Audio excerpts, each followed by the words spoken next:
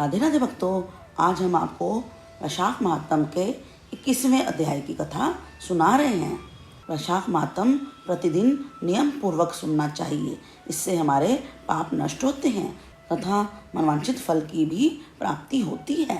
यदि आपने पिछले अध्यायों की कथा अभी तक नहीं सुनी है और आप इस चैनल पर नए आए हैं तो इस चैनल को लाइक और सब्सक्राइब कर लीजिए। कमेंट्स में राधे राधे भी लिखिए। अब गणेश जी की वंदना करके कथा प्रारंभ करते हैं। राजा श्रुति कीर्ति कहने लगे, हे मुनिवर, वैशाख धर्म के महात्म को सुनते सुनते मेरी तृप्ति नहीं होती, क्योंकि भगवान विष्णु की कथा सुनकर किसके कान तृप्त हो सकते हैं। आज मेरे पूर्व जन्म के पुण्य उदय हो गए, जो आप आतिथ्य उपदेश से मेरे घर में पधारे। आपके मुख से निकले हुए अमृत रूपी वचनों को पान करके मैं कृतकृत्य हो गया हूँ।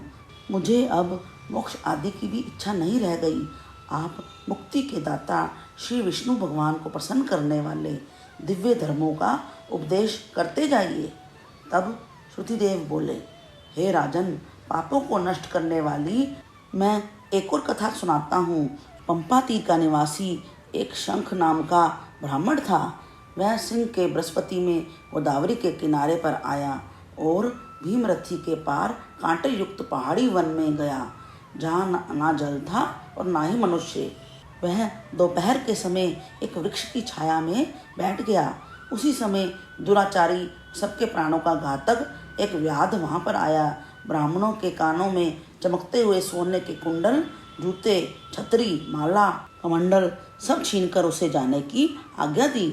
तब वह उस दुष्ट से छुटकारा पाकर धूप से जलते हुए उस कांटेदार वन में नंगे पैर, भूखा प्यासा, हाय हाय करता हुआ कहीं ठहरता कहीं चलता जा ही रहा था कि उसके दयायुक्त हाय हाय शब्द को सुनकर उस व्याध को, कठोर हृदय व्यक्ति को, पापी एवं धर्म विमुख को, उसके हृदय में दया उत्पन्न हो गई और उसने अपने पुराने जूते उस ब्राह्मण को वापस दे दिए। पुराने जूतों को पहनकर अति सुखी हो गया। उस व्याध को आशीर्वाद देने लगा, तूने वैशाख मास में जूतों का दान किया है, अतः तुम्हारे पुण्य उदय हो गए हैं, क्योंकि ऐसे दान से भगवान हरि पापी व्याध से भी प्रसन्न हो जाते हैं। ब्राह्मण से इस प्रकार से आशीर्वाद पाकर व्याध विस्मय होकर कहने लगा, हे ब्राह्मण देवता, मैंने आपसे ली हुई वस्तु आपको लौटा दी है। इसमें आशीर्वाद की कौन सी बात है जो आपने वैशाख मास में हरि की प्रशंसा की। ये वैशाख और हरि कौन है और उसका क्या फल है। ऐसे व्याध के वचन सुनकर ब्राह्मण शंख विचार करने लगा कि सब कर्मों का फल जन्म जन्मांतर में मिलता है। अतः ब्राह्मण बोला, हे व्याध, तुमने मुझको ताप नाश करने वाले जूते दान किए हैं, इससे तेरे पूर्व जन्म के पुण्य उदय हो गए हैं और भगवान तुम पर प्रसन्न हैं। उसी समय मृत्यु द्वारा कल्पित सिंह व्याध के वध के लिए दौड़ता हुआ आया, परंतु बीच में ही देव कल्पित हाथी को देखकर पहले उसको मारने का उद्योग करने लगा। फिर उस वन में सिंह और हाथी का घोर संग्राम हुआ, जिससे वे दोनों थककर गिर गए और एक दूसरे को देखने लगे। सब पापों को नाश करने वाली वैशाख की कथा मुनि ने व्याध को जब सुनाई तो उन्होंने भी सुन ली, जिसके सुनने मात्र से ही उसके सब पाप नष्ट हो गए। वे दोनों पशु योनि को त्याग कर दिव्य शरीर धारण कर दिव्य विमान में बैठकर अप्सराओं से सेवित होकर हाथ जोड़कर खड़े हो गए। मुनि ने उनसे पूछा कि तुम कौन हो और अकारण ही इस वन में एक दूसरे को मारने के लिए क्यों तैयार हो गए।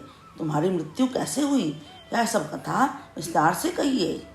मुनि के ऐसे वचन सुनकर वे कहने लगे, हे मुनिवर, हम दोनों मतंग ऋषि के पुत्र दंतिल और कोलाहल नाम के थे, जो शाप के दोष से हमारे ये नाम हुए हैं। उस समय हमारे पिता ने हमसे कहा था, हे पुत्रों, तुम भगवान मधुसूदन के प्रिय मास वैशाख का सेवन करो, जिससे संसार के बंधनों से छूट जाओगे। इस प्रकार उन्होंने अनेकों प्रकार के वाक्यों से हमें समझाया था, परंतु हमारी दुर्बुद्धि में कुछ समझ नहीं आया। पिता के वचन सुनकर मुझ दंतिल को अति क्रोध आया और कोलाहल मदोन्मत्त हो गया। तब धर्म की लालसा करने वाले हमारे पिता ने क्रोधित होकर हमें श्राप दिया, हे दंतिल, इस क्रोध के कारण तुझे सिंह और मदोन्मत्त होने के कारण कोलाहल को हाथी की योनि मिलेगी। धर्म से विमुख पुत्र, कटुवचन वाली स्त्री तथा पापी को शीघ्र त्याग देना चाहिए, क्योंकि जो लोभवश इनको नहीं त्यागता वह 14 मनवंतर तक नरक भोगता है। तब हम अत्यंत दुखी होकर शाप निवृत्ति के लिए पिता से बारंबार प्रार्थना करने लगे। तब उन्होंने कहा कि तुम दोनों जब पशु योनि में एक दूसरे को मारने के लिए उद्यत हो गए, उस समय व्याध और शंख का वैशाख धर्म विषय संवाद सुनकर तुम्हारे कानों में पड़ेगा, उसी समय तुम्हारी मुक्ति हो जाएगी। अब यहाँ पर हमने आपका दिव्य संवाद सुना, जिसके प्रभाव से हम कृतार्थ हुए हैं। इसके पश्चात वे दोनों मुनि को नमस्कार करके आज्ञा लेकर अपने पिता के पास चले गए, और व्याध भी यह कथा सुनकर अपने शस्त्र आदि फेंक कर पुण्यात्मा मुनि से कहने लगा कि मुझे और भी कथाएं सुनाइए, जिससे मेरी दूषित बुद्धि का नाश हो। Please like, share and subscribe. Hare Krishna Krishna Krishna Hare Hare, Hare Ram Ram Ram Hare Hare.